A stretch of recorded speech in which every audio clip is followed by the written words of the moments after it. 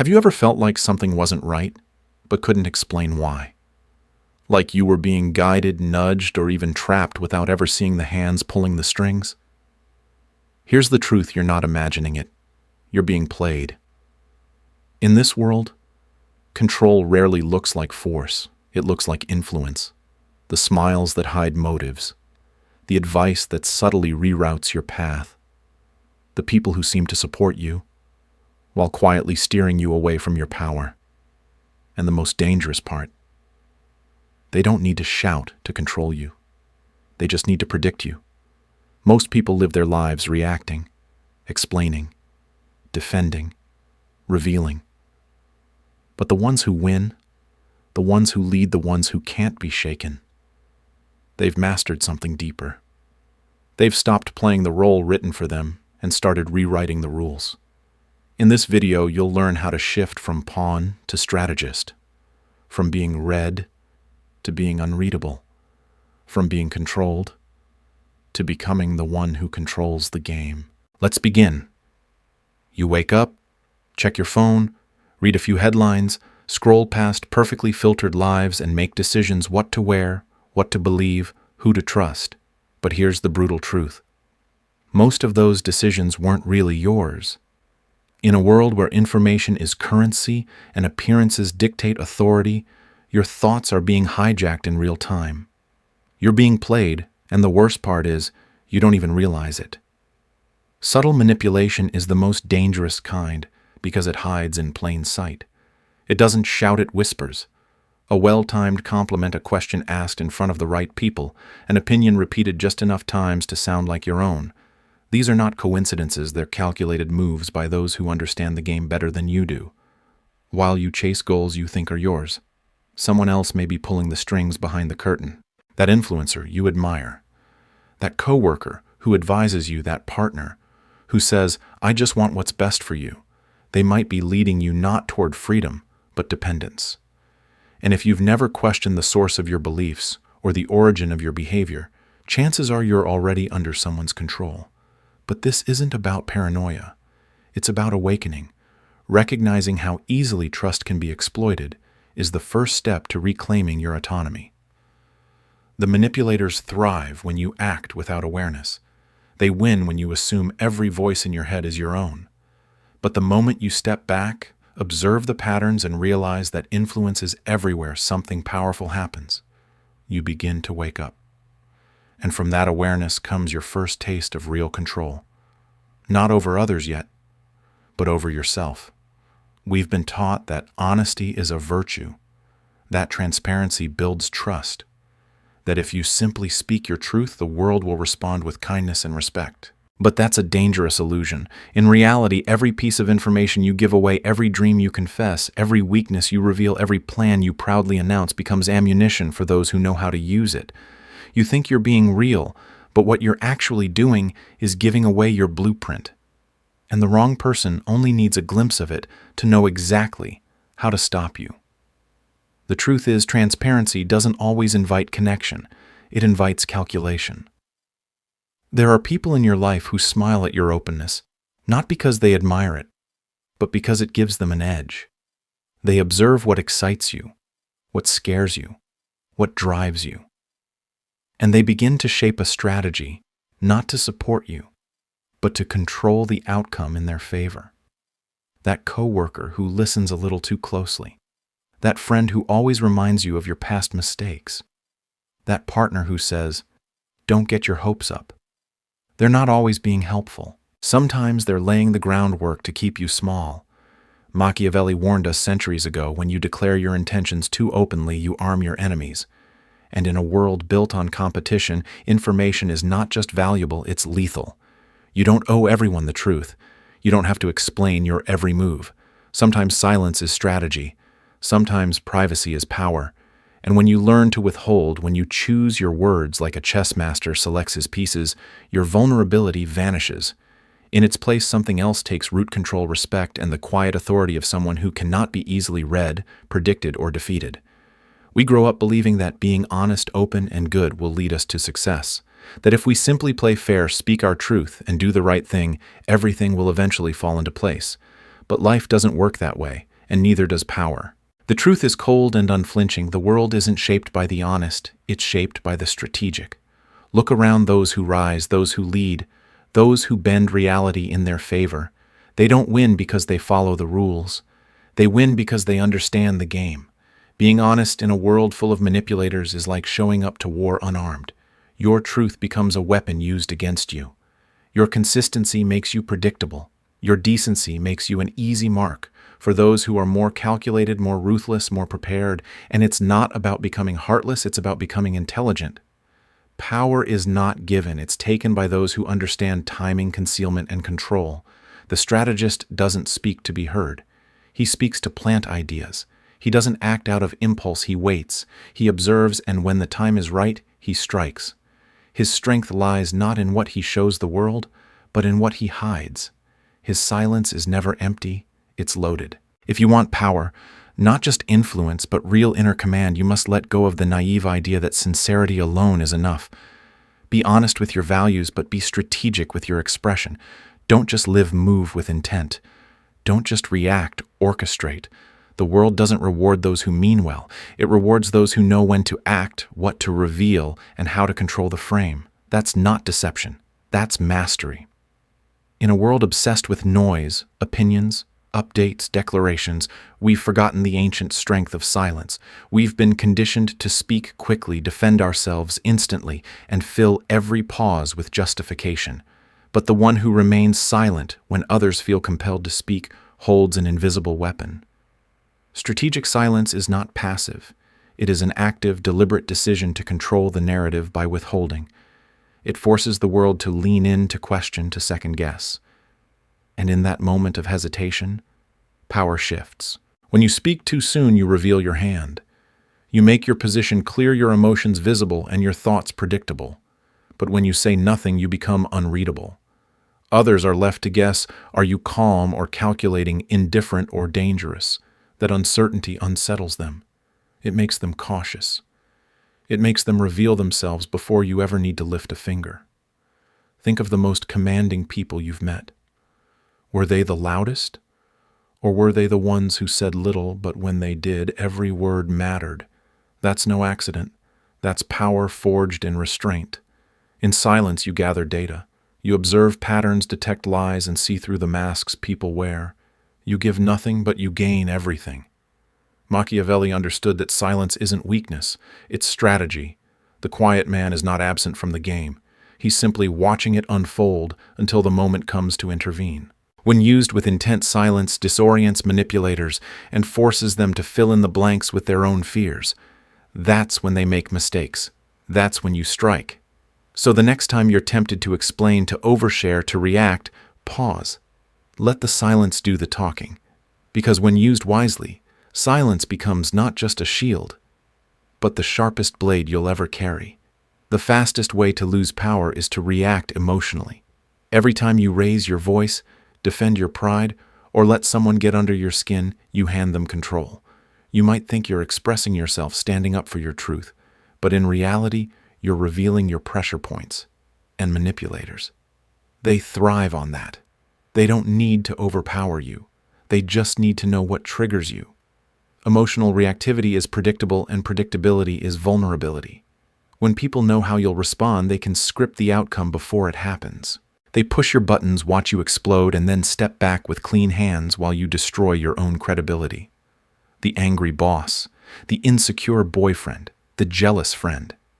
They all rely on your inability to pause, your need to respond, your hunger for validation.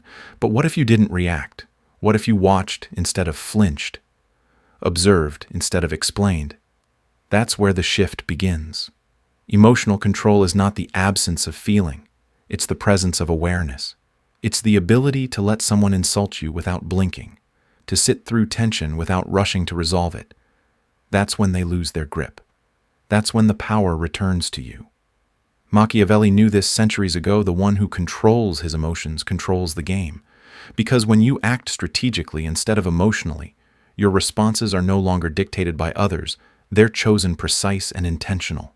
That's not suppression. That's discipline.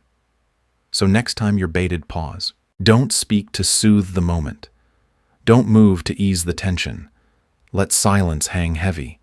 Let discomfort build. Let them show you who they really are. Because in that stillness, you don't just resist manipulation, you reverse it.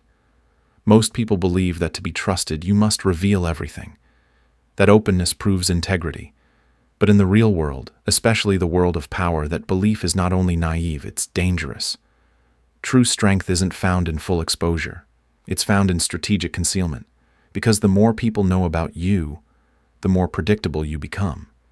And predictability is the beginning of control, but not yours. Theirs. To rise above being manipulated, you don't need to lie, you need to selectively reveal.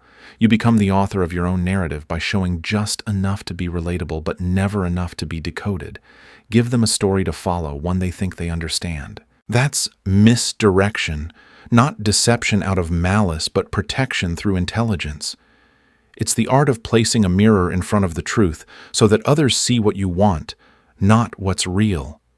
Machiavelli understood that every disclosure is a risk, and every risk must be calculated.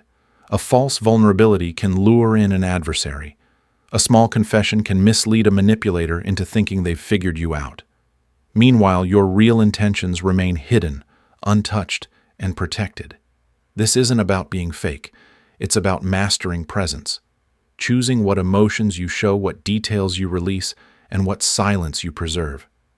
It's about holding the narrative in your hands while everyone else thinks they're leading it. And that illusion that they are in control is your greatest disguise. So don't rush to tell your story. Let them assume, guess, and project. The more confident they feel in their perception of you, the more blind they become to your true path. In that blindness, you gain the advantage, and that's where real power begins. Power doesn't begin with dominance over others. It begins with sovereignty over yourself. Before you can lead, win, or influence, you must build something few people even think about: a psychological fortress. This isn't a wall of coldness or isolation. It's an inner stronghold forged from self-discipline, emotional restraint, and strategic clarity. In a world that constantly demands your attention, your vulnerability, your reaction, you must decide what enters, what stays, and what never even reaches the gates. Every day, people try to infiltrate that space, not with swords, but with subtlety. Questions disguised as concern, advice laced with control, attention that flatters only to bind. If your inner world is left open, unguarded, and undefined, you'll become a reflection of their agendas, not a reflection of your own power. But if you choose to fortify your thoughts, manage your impulses, and protect your motivations, you create a foundation no one can touch. This fortress isn't static, it evolves. Every setback becomes a lesson. Every betrayal adds a new layer of armor. Every moment of restraint is a brick in your defense. And over time, you become something most people are not: untouchable. Not because you never feel, but because you no longer react. Not because you never trust, but because you no longer expose what should remain sacred.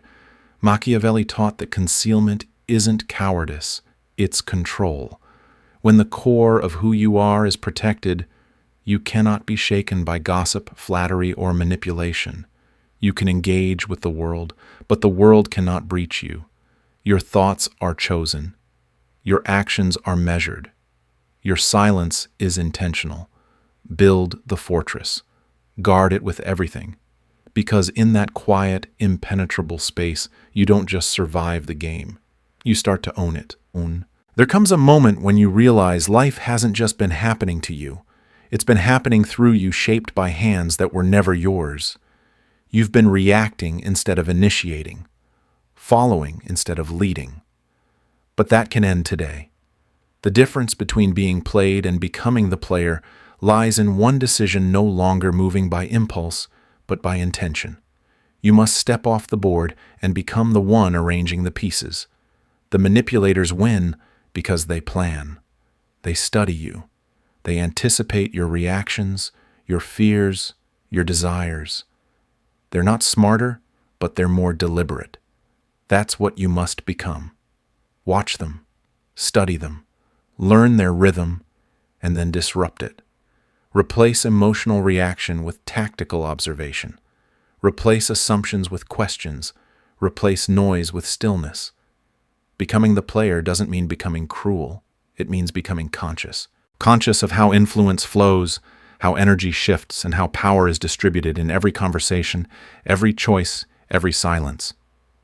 It means deciding when to act and when to wait, when to speak, and when to let others talk themselves into exposure. And most of all, it means no longer needing to win every battle because you've already chosen which ones matter. This shift is internal first. You can't fake it.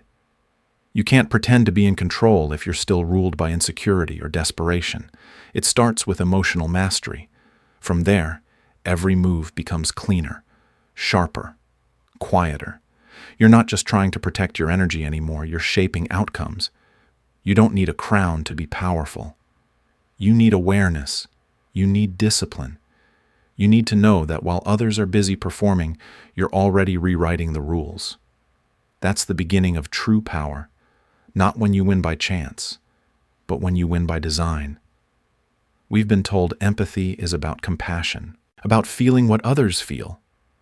But empathy, real empathy, is much more than that. It's not just a virtue. It's a weapon in the hands of those who understand power.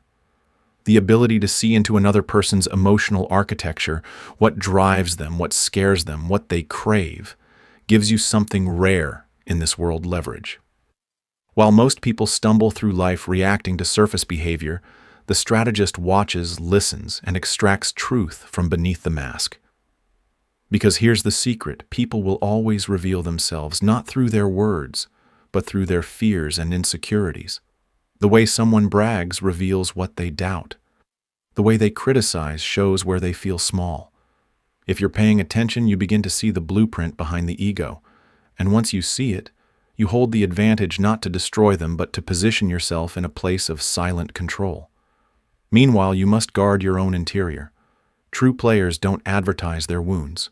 They don't wear their need for validation like a badge.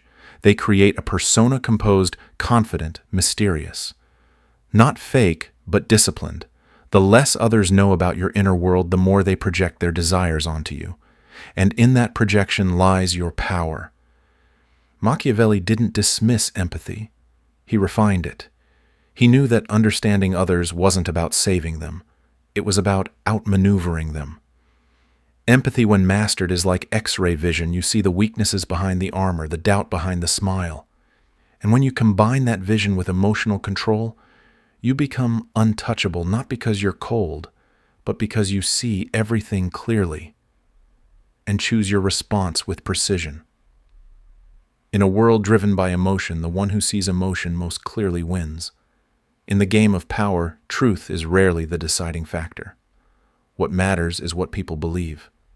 Perception shapes reputations, alliances, opportunities, and outcomes. You can be talented, wise, and well-intentioned, but if the world perceives you as weak, desperate, or unstable, that perception will bury your potential before you even have a chance to prove yourself. On the flip side, someone with half your skill but twice your mystery can command the room without saying a word. That's not unfair. It's the unspoken law of influence. You don't need to manipulate the facts. You need to shape the frame through which the facts are seen. This is why the most powerful people craft their presence with surgical care. They understand that every glance, every pause, every piece of information shared or withheld becomes part of the image others build in their minds, and that image can become armor or a target. When you show too much, explain too often, or seek constant reassurance, you allow others to define who you are. But when you control your presentation, when you design your persona with intention, you become harder to grasp, harder to predict, and impossible to ignore. Crafting perception doesn't mean being fake, it means being strategic.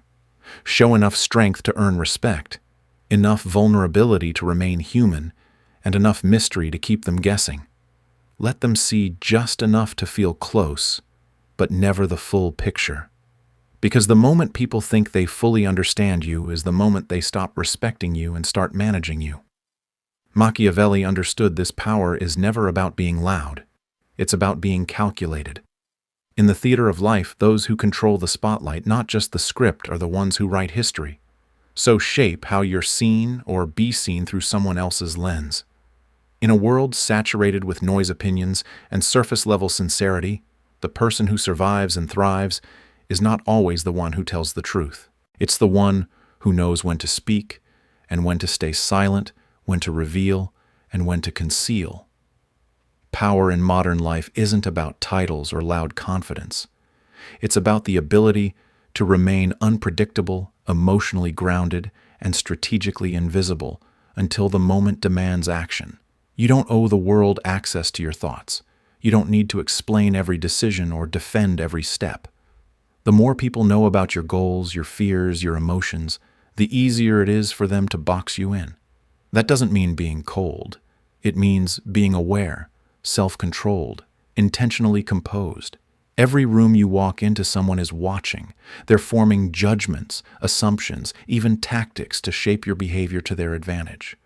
But when you guard your presence, manage your emotions, and master the art of silence, you shift the power dynamic.